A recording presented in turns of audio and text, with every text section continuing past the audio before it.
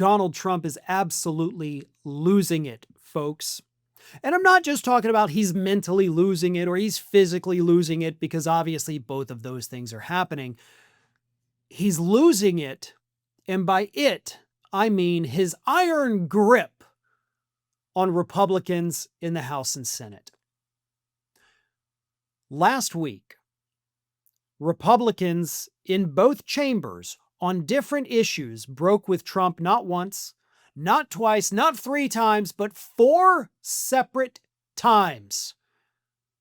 These Republicans who 4 months ago were terrified of Trump would never go against him, would do whatever he told them to do 4 times, actually in like a day and a half.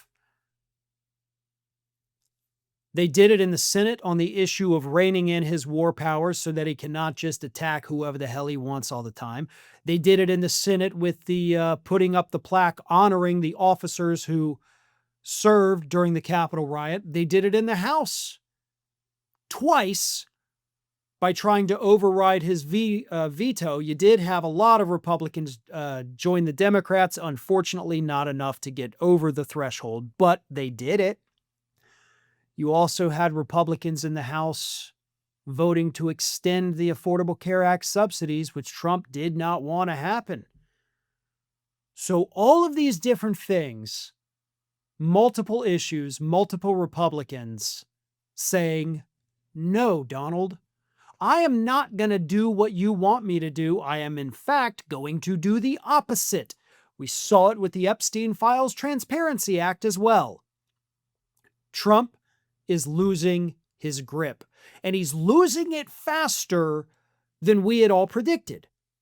I remember sitting here just a couple weeks ago talking about how analysts were saying once we get past the primary season this year, then you'll see Republicans start to break with Trump a little more because they won't have to worry about him picking a primary challenger, yada, yada. We're not having to wait. It's happening now. Now, it's not happening across the board on every single issue. Most of the time, the vast majority of the time, well over 90% of the time, they still do what Trump wants them to do. And they will continue to do that no matter what. Because what Trump wants them to do 90% of the time is just regular, typical Republican crap. So they'd keep doing it regardless of who was president. But on the issues that matter most to him, they're saying not happening. And we know that this is driving Trump insane because several insiders at the White House told The Hill it's driving him insane. It's driving him so insane that after those 5 Republican senators voted with the Democrats to rein in Trump's war powers, Trump picked up the telephone, called Republican Senator Susan Collins of Maine, who was up for re-election this year and not doing so well, and cursed her out. They said it was a profanity-laden phone call where he, quote, read her the riot act. He was very mad about the vote, very mad, very hot. But he only did it to Susan Collins. He didn't do it to Rand Paul. He didn't do it to Josh Hawley. And he didn't do it to Todd Young. He also technically didn't do it to Lisa Murkowski, but he did do it to Susan Collins. So he picked the woman who he thought was the weakest and cussed her out. He wouldn't do it to any of the dudes, of course. But he did it to the woman who he thought was very weak because that's how bullies operate. That's how a misogynist operates. But it doesn't matter what was said.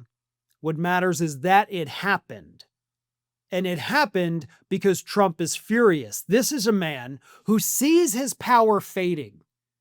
His mental power is fading and he knows it. His physical power is fading. His body cannot do the things it used to do.